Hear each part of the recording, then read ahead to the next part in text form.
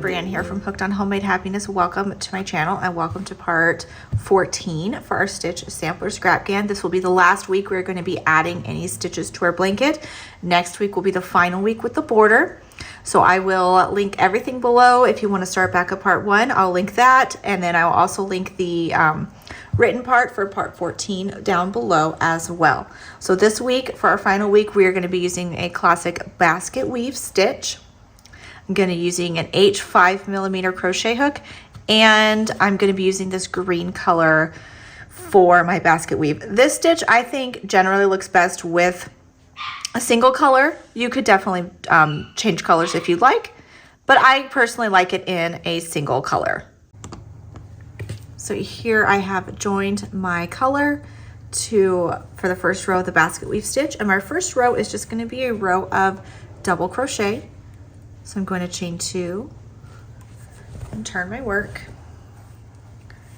and I will double crochet in my first double crochet.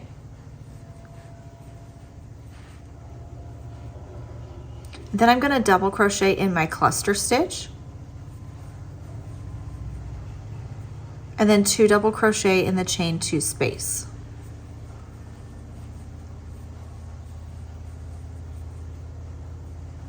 Double crochet in the cluster, and then again here's my next V-stitch. So I'm going to double crochet in the cluster, 2 double crochet in the chain 2 space, and then double crochet in the cluster. So you will have 4 double crochet per each of the cluster V stitches from our last section. So go ahead and repeat that across the row. Place 1 double crochet in the double crochet cluster, and then 2 double crochet in the chain 2 space, and then a double crochet in the cluster stitch all the way across for row 1 of our basket weave stitch.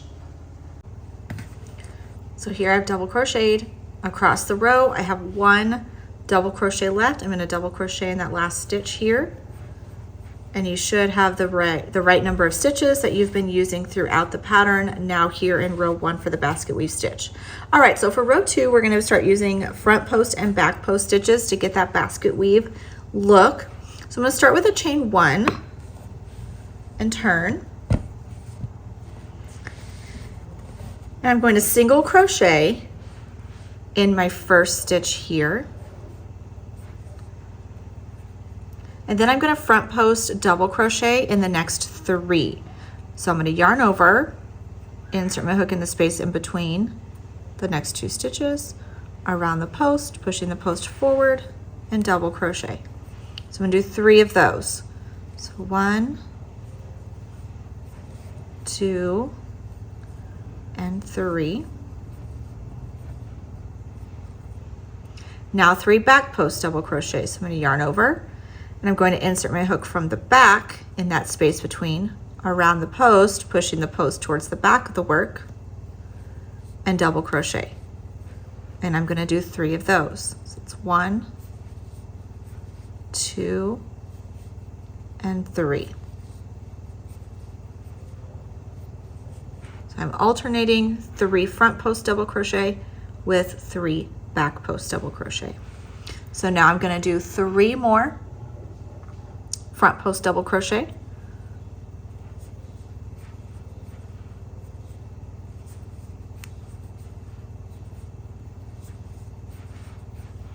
and then 3 back post double crochet.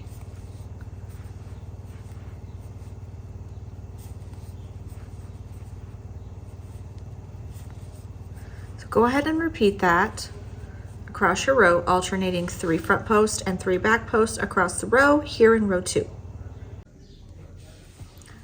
So I repeated that across the row, and I have 1 stitch remaining here. I will single crochet in that last stitch.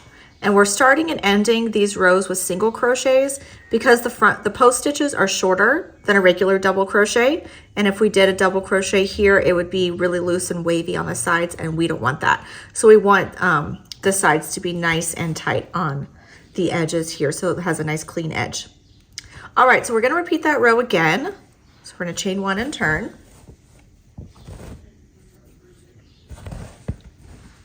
So again, single crochet in the first stitch. And now we're going to do 3 front post double crochet. So here's my next stitch. I'm gonna yarn over, insert my hook in that space here, around the entire post, and front post. Again in the next, and then one more time.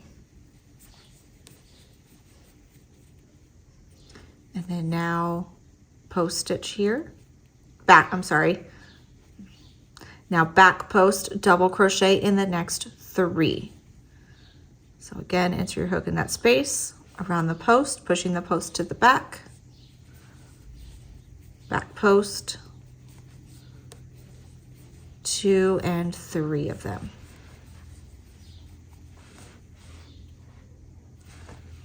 Front post double crochet in the next 3.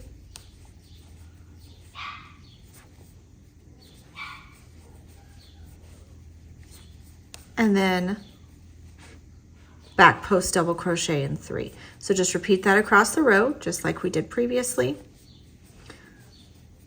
Front post double crochet in 3 stitches, back post double crochet in 3 stitches across the row here in row 3.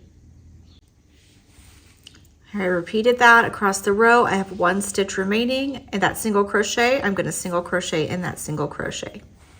So that's row 3. Row 4, do an additional repeat of row 3.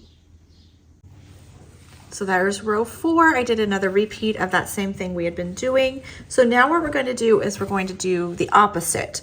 So I'm going to chain 1 and turn, and for row 5, instead of starting with the front post, we are going to be starting with the back post. So again, I will single crochet in my first stitch. Now I'm going to do 3 back post double crochet.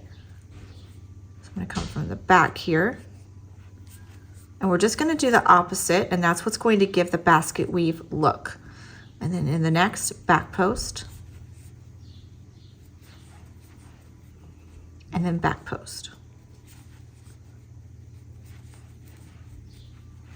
And then now in these next 3, we're going to front post double crochet. And then front post and front post.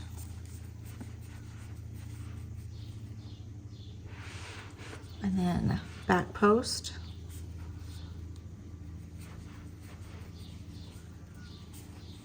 Back post and back post.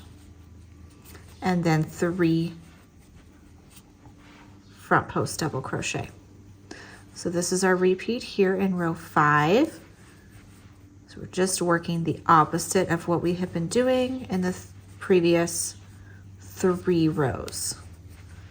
So repeat that across the row, back post double crochet in 3, and then front post double crochet in 3. So there's row 5. I'm going to end my row with that single crochet in that last single crochet.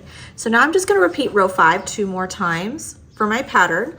So in the next row, I will chain 1 and turn, and we're going to start with those back post double crochets and then the front post. So chain 1, turn. Well, first start with your single crochet in the single crochet, and then the back post. 3 back post double crochets.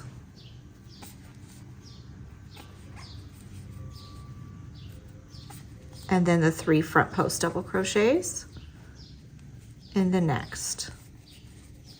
So we're going to do this for 2 more rows, so including this one. So we're going to have row 6 and 7 be a repeat of row 5, back post double crochet in 3 and front post double crochet in 3.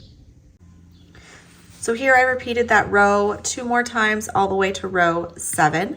So this is where I am going to be stopping the basket weave stitch. If you wanted to add another section, you definitely could. You will just go back to row 2, where you will begin then with the front posts and then do the back posts. So it's just those alternating post stitches that creates this really pretty and fun basket weave stitch. I've used this stitch for an entire blanket, and I've used it for a market bag. It just has such a neat look to it, and it's such nice thick fabric. So thank you so much for joining me here in week 14. This is our final stitch before we add the border. So if you want to add more length to your blanket, you can continue adding more basket weave. You can add another few rows of different stitches, whatever you like. But next week, I will see you here for part 15 for the border.